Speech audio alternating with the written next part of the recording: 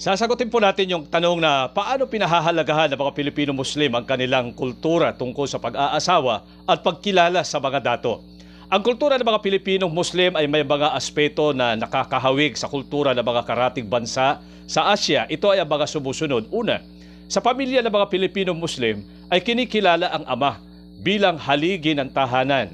Ang ina ay nasa bahay lamang at nag-aasikaso sa mga pangangailangan ng pamilya. Pinapayagan ng mga lalaki na makapag-asawa ng hanggang 4 basta't kaya niyang ibigay ang mga pangangailangan ng kanilang pamilya. Pangalawa, sa larangan ng politika na itatag ang pamahalaang sultanato. Ang pamahalaan na nasa kapangyarihan ng isang pinuno o dato ay naging matatag. Nagkaroon ng sentralisadong pamahalaan. Sa pamumuno ng sultan ay nagkaroon ng bagong paraan sa paglutas ng mga hidwaan, lalo na kung may kinalaman sa mga dato. Nagkakabuklod-buklod ang mga damdamin at nagkakaroon ng pagkakaisa ng paniniwala kahit sila ay magkahalayo ng pamayanan. Nagkakaroon ng bagong pangkat na mga pinuno ng pamahalaan na nagsisilbing kinatawan ng sultan at ang imam ang leader ng relihiyon. Pangatlo, sa larangan naman ng ekonomiya, ang kalahalan sa ilalim ng mga sultan ay naging maunlad.